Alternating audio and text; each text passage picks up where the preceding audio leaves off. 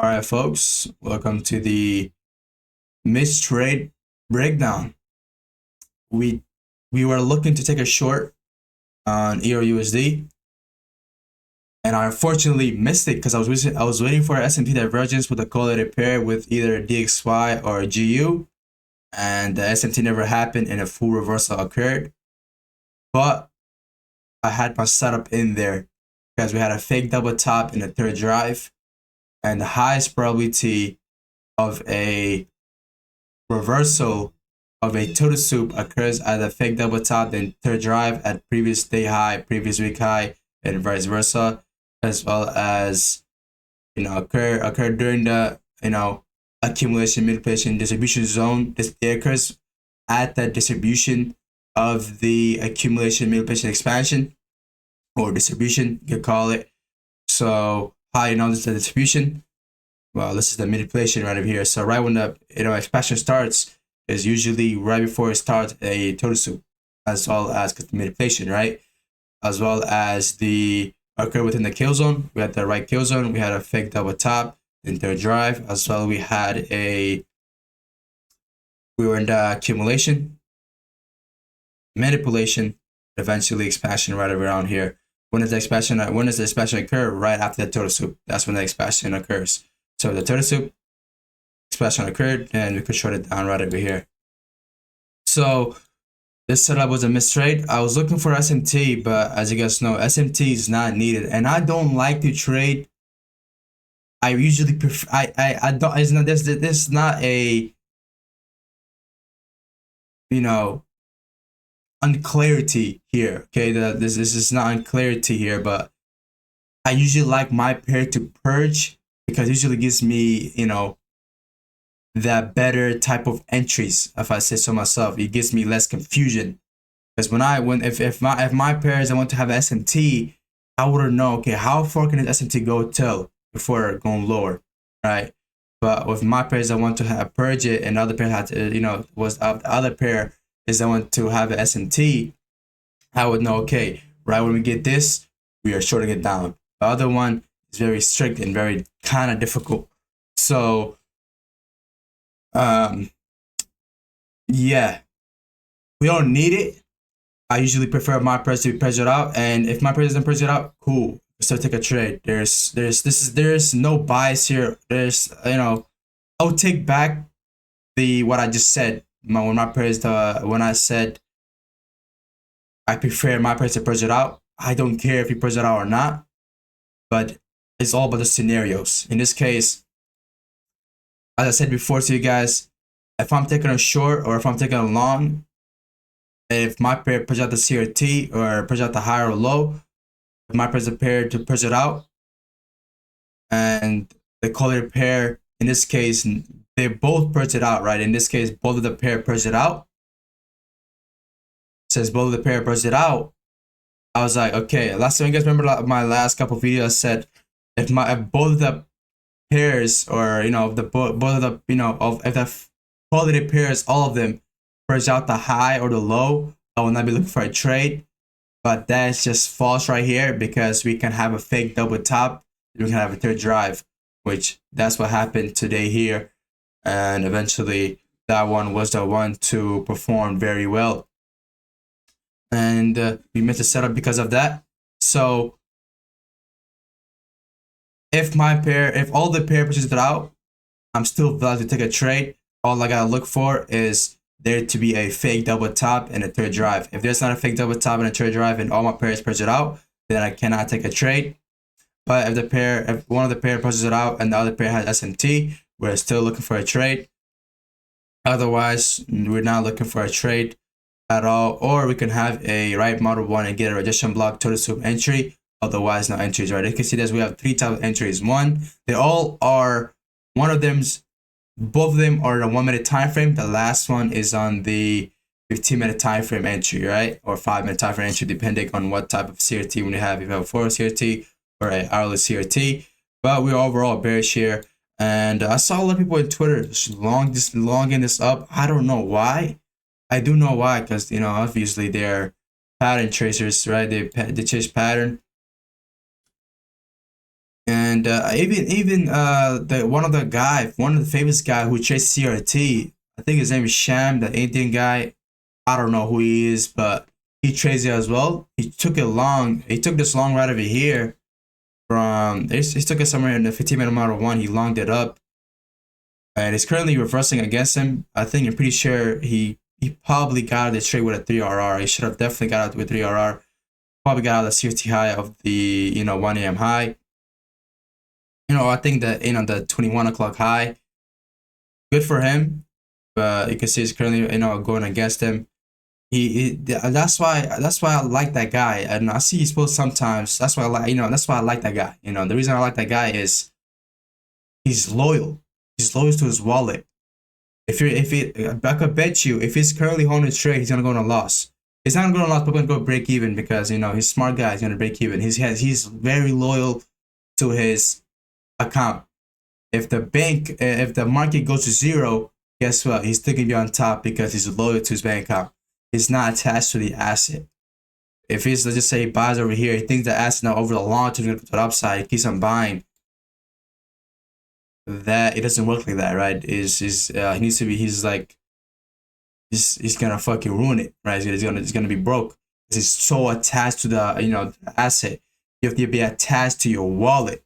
You have to be loyal to your wallet, not loyal to the chart pair, the market. Right? So that's why I like that guy. He's a very, just a little guy. Even he took a long that goes against our bias. He took a long yesterday. He said he took a loss or a break-even trade because you can see market full reversed against him. So he took a loss the day before on Tuesday, but today he took probably a 3RR. Good for him. Right, good for him right over here. But although he's on the wrong side of the market, he's still making money. Good for him. Right? He's loyal to his wallet. But this is why they go for a 3RR. This is why they don't go for the objective targets, which is the CRT highs and CRT lows. That is why they go for a fixed 5RR, and that's why I go for a fixed 5RR. Even if I have a wrong bias and I get a setup, and that setup goes in a huge deep take profit, and I think this market should be going, I will still make money. Right? And the market doesn't go there, but guess what? If it meets my fixed objective RR, I'm still gonna make money, right? That's why the fixed RR is very nice and very good. Right? If it's holding the trade, it's gonna go to a loss. Simple as that. Right? There's no other thing here. But enough of that ranting about subglazing somebody else. But yeah, I agree with his shit he's saying? Nah, I don't agree with him. But he's loyal to his wallet, which is very nice. Good for him. Now let's talk about our mistrade over here. Let's go give you the top-down analysis to why we're looking for a short, and then we're gonna be talking about the lesson. We're talking about a new scenario of how we can take a trade. So now if you go to the higher time frame, let me give you guys top-down analysis here. We had a weekly CRT downside with the last week of the month, so we're looking for a retracement. We tapped the weekly key level for the CRT. We have a weekly resistance block we have a weekly.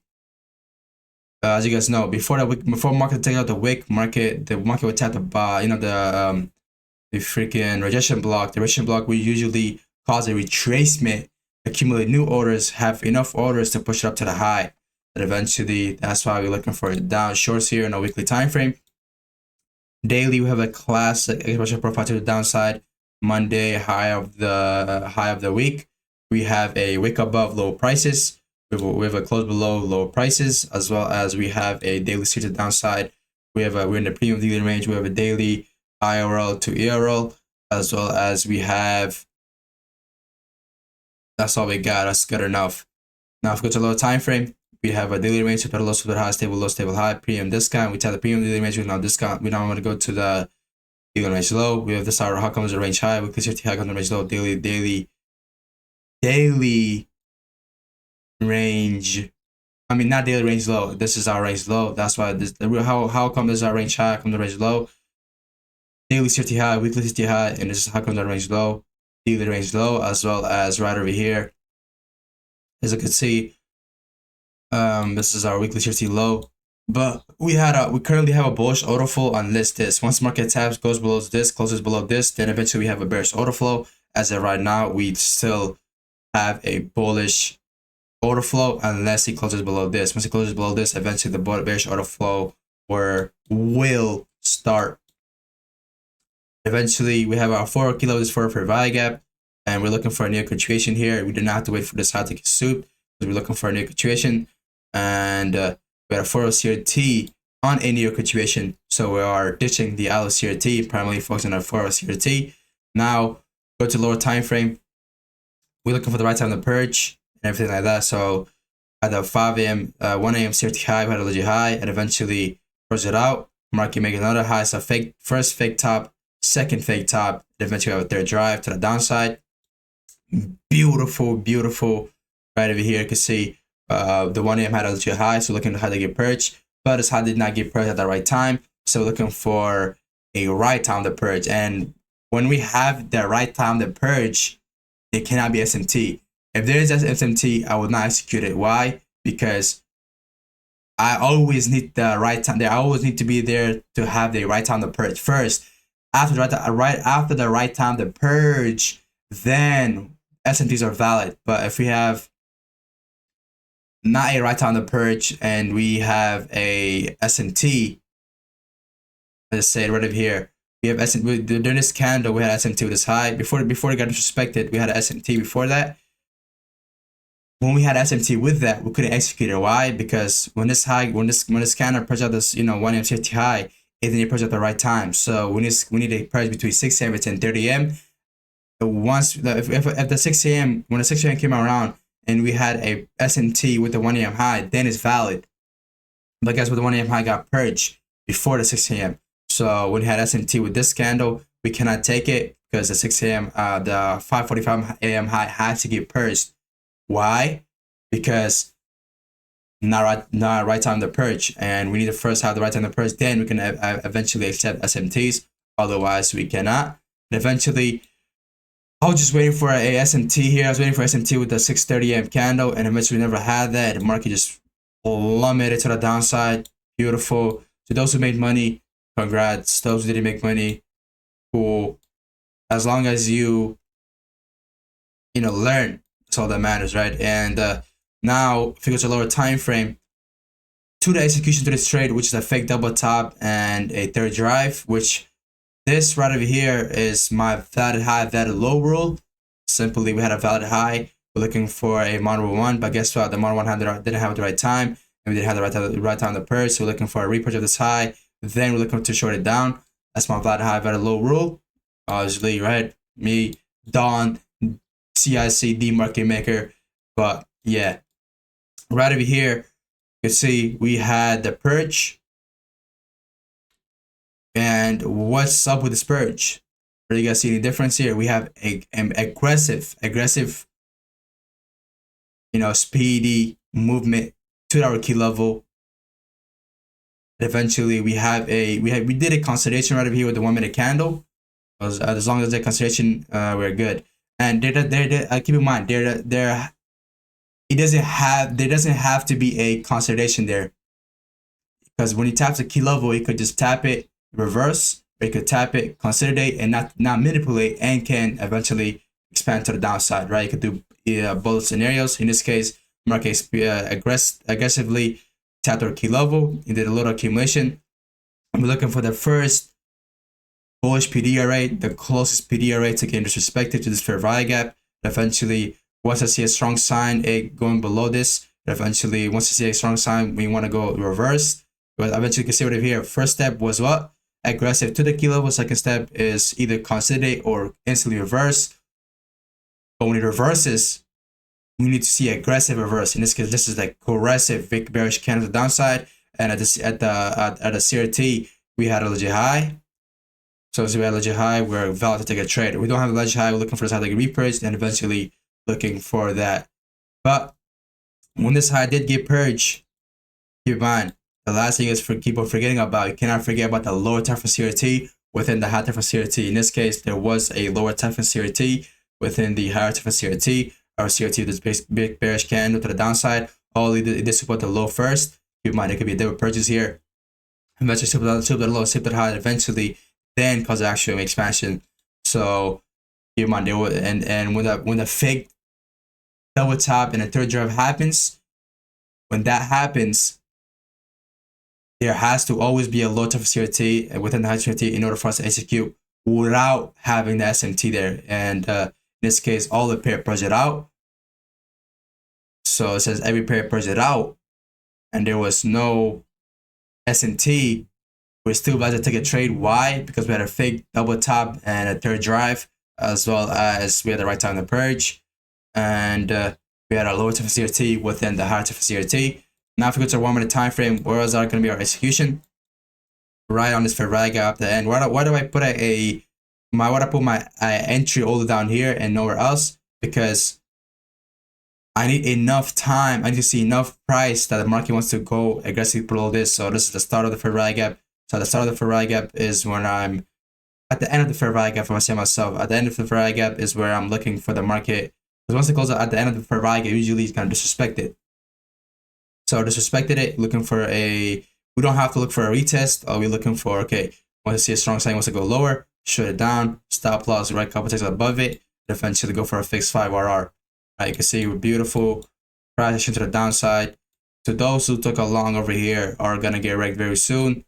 But you can see we had a new continuation, everything was fine, and yeah. Now, what's the lesson of this trade? The lesson of this trade that we can take trades when all the quality pair purchases out the high or the POI that we'll look at take a trade. We don't need an SMT. There's SMT not needed. The only time we don't need a SMT is when we're doing a fake double top or fake double bottom and a third drive. When like the valid high, valid low roll. When we're doing that, if we're doing that, we don't need to have a SMT be present. Otherwise, for the failure swing, if our pair pushes out the CRT, or if our pair pushes it out, or the other one, the quality pair does not push it out and has an SMT, then we're about to take a trade. But otherwise, if all of our pair pushes out pushes out the high or the low,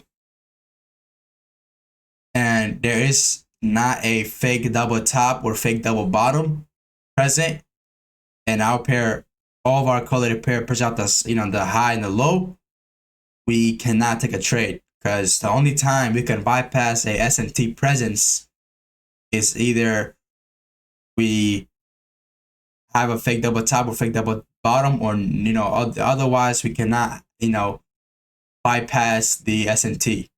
Right, without having SMT present. Why do I say this?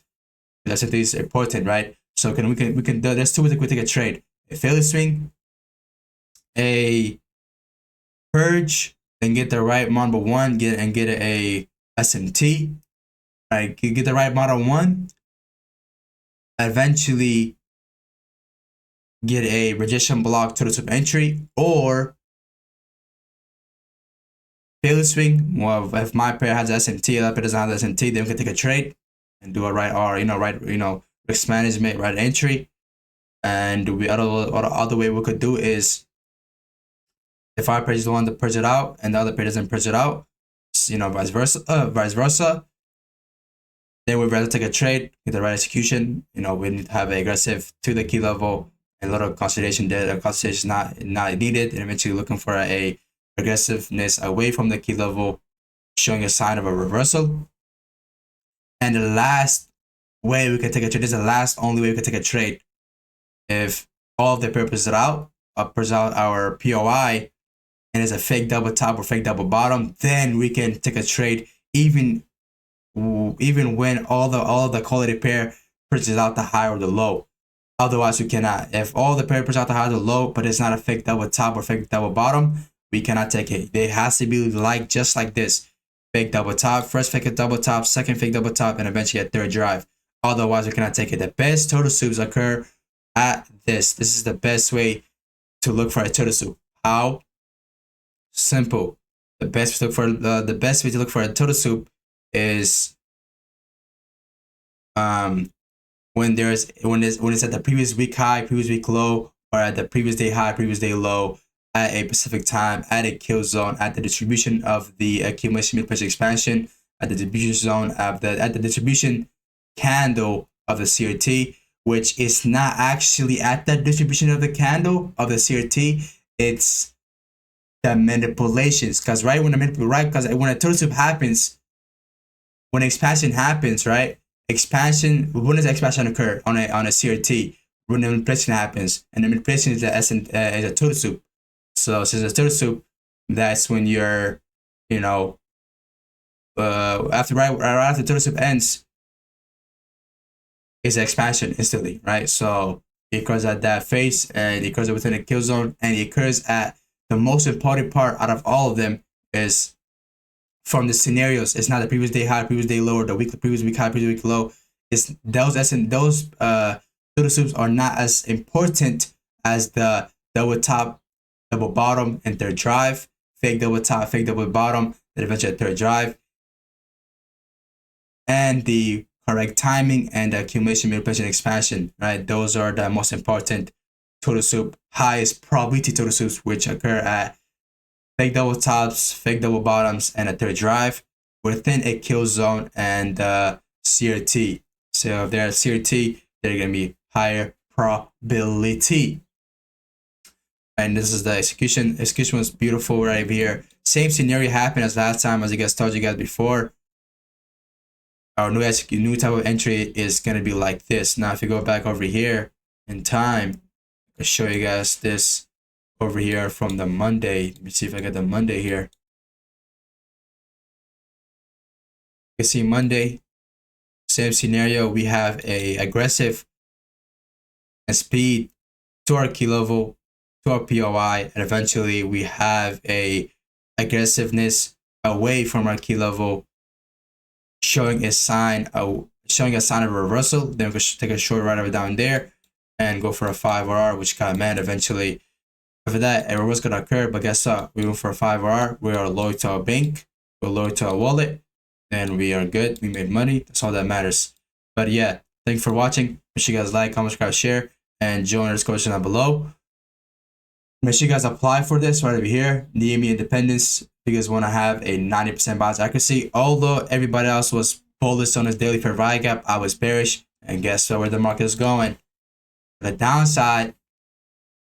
I'll see you guys later. Peace out.